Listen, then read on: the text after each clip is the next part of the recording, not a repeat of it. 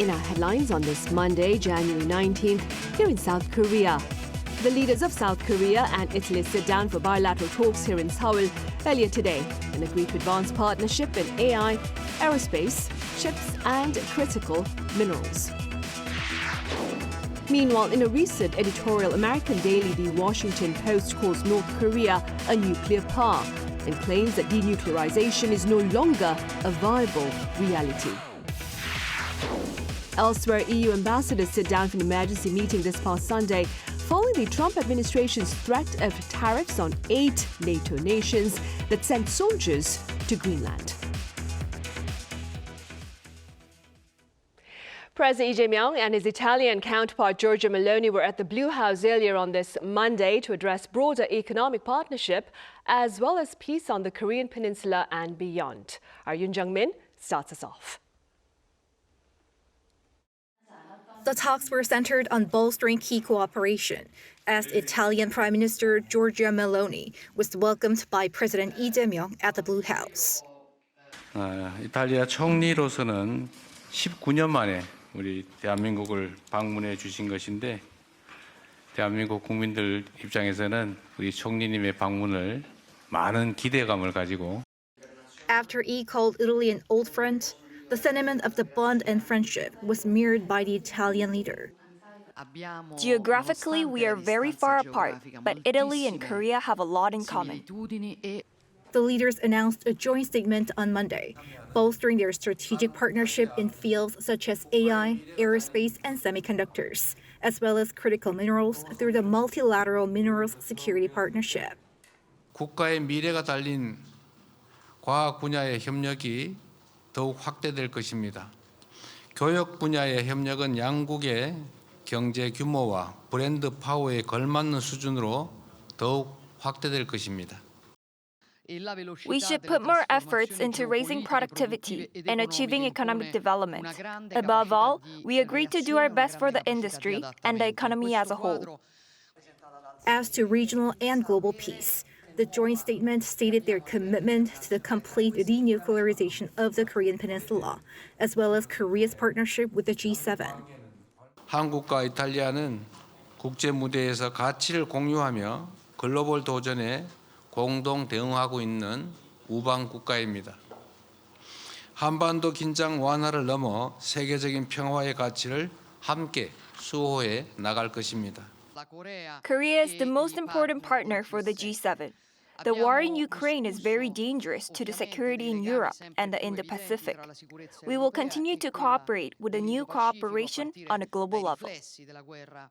Other areas of focus were culture and people-to-people exchanges, and the safety of Koreans participating in the upcoming 2026 Olympic Winter Games in Milano Cortina. Several MOUs were signed on semiconductors, protecting cultural heritage, and jointly tackling disasters. The summit was followed by a luncheon. President Lee was invited to Italy for a state visit within the year, to which he said that his future visit will contribute to expanding the partnership that is mutually beneficial and future-oriented.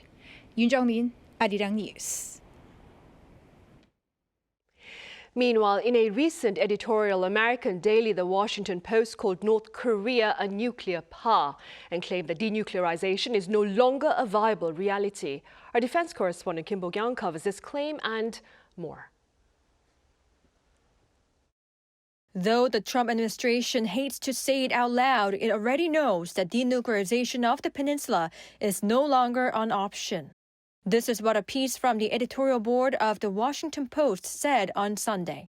According to the op-ed, North Korea is a nuclear power, with estimates stating Pyongyang may have up to 50 assembled nuclear warheads in its stockpile and enough fissile material to produce 40 more.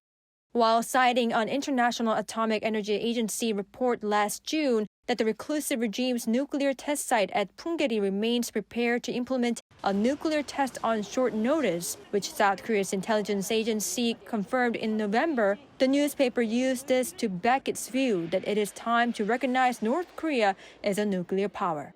The Trump administration, too, acknowledges this, though it has not publicly admitted it, the paper says. Washington's changed view on the regime can be seen through its national security strategy released by the White House in December, which omitted references to North Korea's threat. The paper says the omission was calculated, showing a significant difference from Trump's first-term NSS released in 2017, where it stated that North Korea's pursuit of nuclear weapons poses a global threat that requires a global response and that the U.S. is committed to compel denuclearization of the peninsula. China, too, omitted any reference to its long-standing goal of the denuclearization of the Korean Peninsula in its own arms control white paper released in November, which was included in previous papers. Instead, the latest version only mentions working toward peace, stability, and prosperity on the peninsula. While underlining that the best course is candor, the op-ed advised Washington to acknowledge the risks and coordinate with allies to start talking realistically about limiting the size and range of Pyongyang's arsenal. Kim Bo-kyung, Arirang News. Over in Iran, conflict remains over the rampant casualties suffered by protesters there as they seek to challenge the current regime. Our Lee Seung-jae has the latest. Casualty estimates from Iran's anti-government protests vary widely and remain unverified as the unrest that began last month appears to be easing.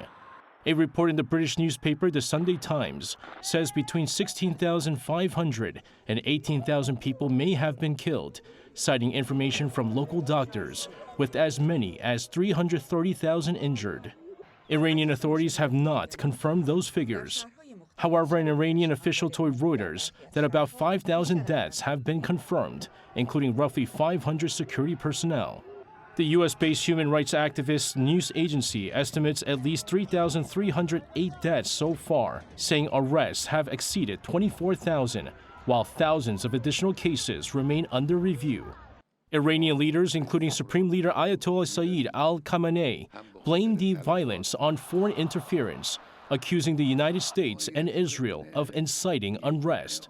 Iran's judiciary says no death sentences have been issued and claims investigations into possible foreign links could take years. According to the New York Times and Reuters, the protests have largely entered a lull. Meanwhile, Iranian President Masoud Pezeshkian warned on Sunday that any attack on the country's supreme leader would be treated as a declaration of war. In a post on X, Pezeshkian said that an attack on Ayatollah Ali Khamenei would amount to a full-scale war with the Iranian nation. The comments appear to respond to speculation that U.S. President Donald Trump is considering removing or targeting Iran's top leader. Lee Seung-jae, Arirang News. Meanwhile, Europe is pledging to stand in solidarity against the latest threats of tariffs by the Trump administration against the 8 NATO nations who recently dispatched soldiers to Greenland. Foreign Affairs correspondent Oh Soo-young reports. European leaders will hold an extraordinary summit this week as Brussels steps up preparations for a possible trade confrontation with the United States over Greenland. European Council President Antonio Costa said Sunday that he had decided to convene the meeting to coordinate the EU's response to US tariff threats. An EU official said the meeting is likely to be held in person on Thursday. The move follows an emergency meeting of EU ambassadors in Brussels on Sunday, where diplomats reached a broad agreement to intensify efforts to prevent US President Donald Trump from imposing tariffs on European nations next month. According to the Financial Times, European leaders are examining retaliation options that could reach close to $108 billion, including tariffs and possible restrictions on access to the EU market. This comes after Trump warned Saturday he would slap a 10% tariff on Denmark, Norway, Sweden, France, Germany, Great Britain, the Netherlands and Finland, starting February 1st. He would hike those tariffs to 25% on June 1st and would maintain them until the US is allowed to purchase Greenland.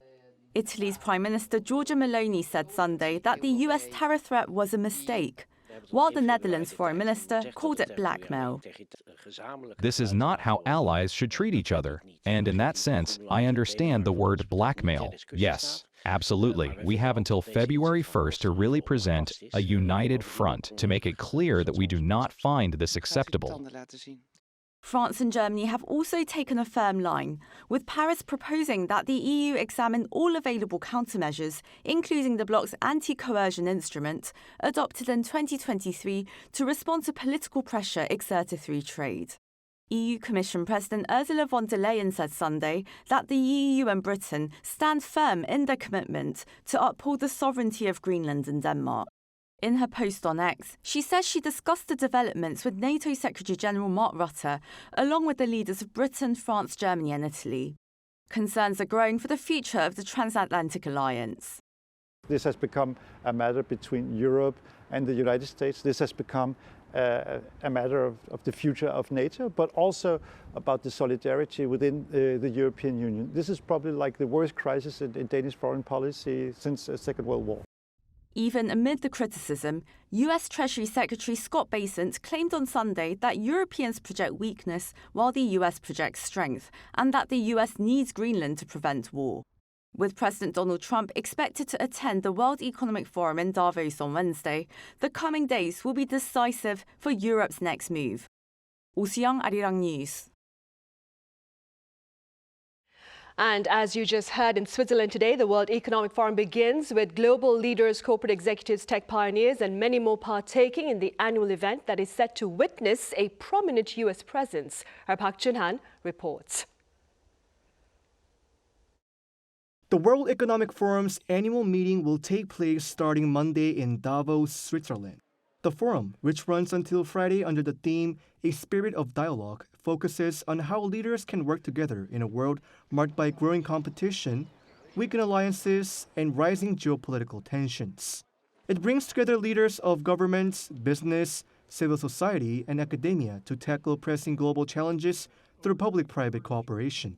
For this year's event, U.S. President Donald Trump is leading the largest ever U.S. delegation, with tensions already high following tariff threats against European allies, including Denmark, Sweden, and the UK, over opposition to his plans to acquire Greenland. The U.S. president will speak at the WEF on Wednesday as he continues to pressure NATO allies to support his Greenland plan. WEF CEO Børge Brande welcomed Trump's expected visit. He's coming here, but he's also bringing 5 of his key secretaries, Secretary of State, but also Secretary of Treasury. So it's a long list. So there will be a broad American footprint.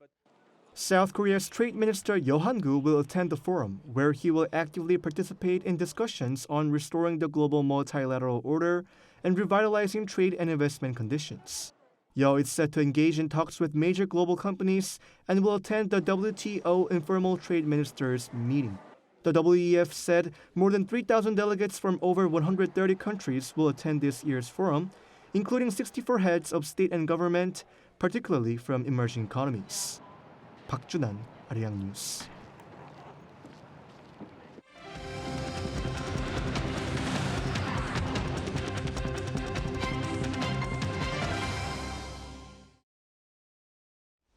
The benchmark KOSPI index broke past the 4,900 mark on this Monday, driven by Hyundai Motors, amid soaring interest from foreign investors who are betting big on the automaker's physical AI technology. Our correspondent Kim Do-yeon explains. The last milestone before the country's benchmark KOSPI reaching the 5,000 mark has been reached. On Monday, the KOSPI smashed through the 4,900 ceiling, ending the session at a record-breaking 4,904.66. This is a 12th straight day of gains, and less than just a week since it smashed the 4,800 mark. But unlike recent large rallies driven by mostly chips, the milestone was fueled by a structural shift in the market's leaderboard. The pecking order has officially changed. Hyundai Motors, which finished last week as the 6th most valuable company, jumped to 3rd place in a single trading session. Overtaking heavyweights like LG Energy Solution and Samsung Biologics, the automaker's market cap firmly breached the 90 trillion won mark, with its shares jumping more than 16%, closing at 480,000 won. This aggressive buying, led largely by foreign investors, follows the debut of the humanoid robot Atlas at CES. The market is no longer pricing Hyundai as a traditional car manufacturer, but as a physical AI platform capable of mass-producing robotics, the very engine investors believe will carry the KOSPI over the 5,000 line. Hyundai Motor has been consistently investing in areas like Boston Dynamics. Since they are now beginning to reap the rewards of those investments, this surge in value shouldn't be seen as an entirely unexpected situation. The frenzy wasn't limited to the auto giant. It ignited the entire robotics value chain. Doosan Robotics surged 19.14%, while Hyundai Robot jumped nearly 30%. Kim Do-yeon, Arirang News. In other news now, K-Beauty is an all-inclusive care ritual that goes beyond cosmetics to include the care of your scalp to allow for healthy hair growth. And this reality is proving to be a great appeal to foreign travelers here. Our Chung Hae-rim was out and about. At a hair and beauty salon in Seoul's Myeongdong district, foreign customers receive scalp care services. One customer sits in a chair as a specialist examines her scalp with a micro camera. Close-up shots reveal clogged pores, oil buildup, redness, and even flakes. The customer says she's seeing these for the first time. Step by step, the salon treats her scalp. From deep cleansing, exfoliation, massages, and even a waterfall-like shampoo machine, the process is meticulous. After the session, the specialist once again scans the customer's head with the camera, which shows a visibly healthier scalp. It was really amazing, and I think clean scalp made it really special because you can see the result at the end of the treatment that you had a dead skin before, and after you don't have it and you can feel refreshed. Clinics like this say foreign customers have surged in recent years. Many customers decide to try a scalp spa as soon as they start planning their trip to Korea. Some even book their appointments 1 or 2 months in advance. Scrolling through TikTok or Instagram, videos of Korean scalp treatments are going viral and are fueling curiosity.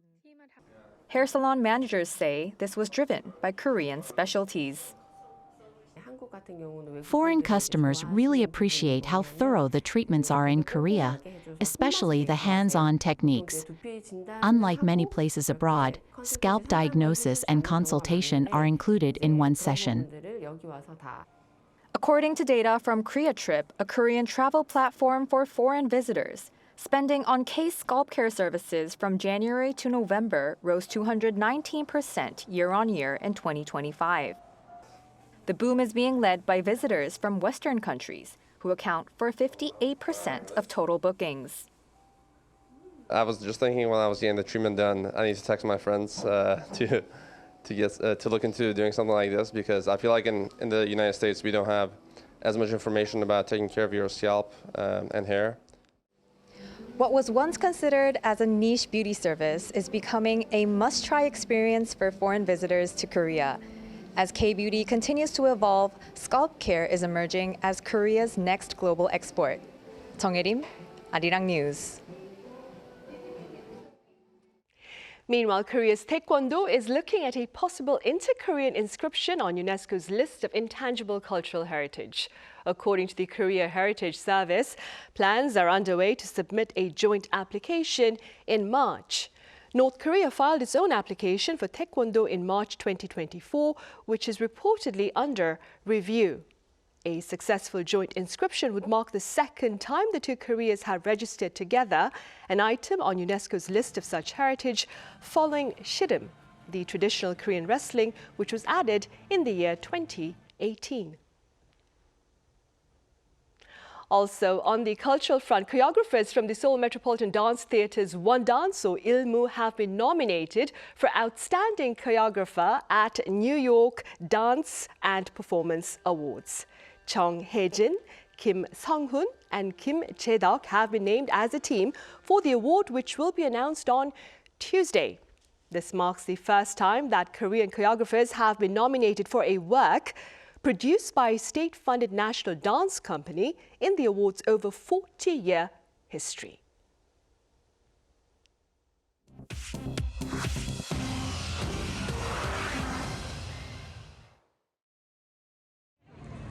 This is the world now. bringing you everything you need to know from around the globe. In southern Spain, a collision between two high-speed trains has killed at least 21 people and injured dozens. The crash happened near Cordoba at around 6:40 on Sunday evening after a train traveling from Malaga to Madrid derailed and veered onto a neighboring track, colliding with a second train heading in the opposite direction, which then also derailed. Emergency services said at least 21 people were killed and 25 people suffered serious injuries. All rail traffic between Madrid and Andalusia is suspended as rescue operations are underway. The Pentagon placed about 1,500 active duty soldiers on standby for possible deployment to Minnesota amid protests in Minneapolis against the federal immigration crackdown. U.S. officials said on Sunday that the Army issued prepare to deploy orders to troops based in Alaska, though it remains unclear whether they will be sent. Tensions in Minneapolis have escalated after January 7th, when an immigration and customs enforcement officer fatally shot protester Renee Good in her car. President Donald Trump has warned he could invoke the Insurrection Act if state officials fail to protect immigration agents. Minneapolis Mayor Jacob Fry said any military deployment would worsen tensions, calling it a dangerous escalation. In Guatemala, armed gangs killed 7 police officers on Sunday after authorities moved to retake control of prisons seized by inmates. The killings followed a major security operation to retake 3 maximum security prisons and rescue 46 guards who were held hostage. Inmates at the prisons had coordinated an uprising to demand greater privileges for a jailed gang leader. The government said the violence followed the arrest of a top figure in the Barrio 18 gang, which Guatemala has designated a terrorist group. Authorities have canceled school classes nationwide on Monday and launched joint police and military operations to secure urban areas, urging residents to stay home for safety. In Sri Lanka, anonymous owners unveiled on Saturday a 3,563-carat purple star sapphire, claiming it is the largest of its kind ever documented. A gem expert said the stone, named Star of Pure Land, displays a rare 6-ray star pattern known as asterism. The sapphire's owners said miners discovered the gem near Ratnapura in 2023. International valuers have estimated the sapphire's worth at $300 million to $400 million, and the owners have said they are ready to sell. Chu Ji-hyun, Arirang News.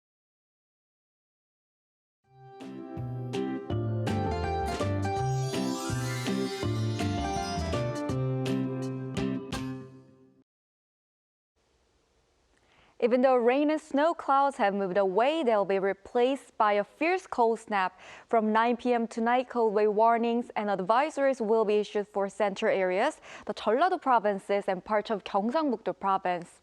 As a strong blast of Arctic cold pushes down from the north, tomorrow morning will be the coldest of this winter so far. Seoul is expected to plummet to minus 13 degrees Celsius. With strong winds added, it will feel as cold as minus 20 degrees. Not only Seoul, but most areas will also start off with freezing conditions, with Chuncheon at minus 14 degrees, Daejeon at minus 11 degrees. Highs will rise to minus 3 degrees in Seoul, 2 degrees in Gwangju. This cold spell will continue to stick around through the whole week, so make sure to bundle up. That's all for Korea. Here are the weather conditions around the world.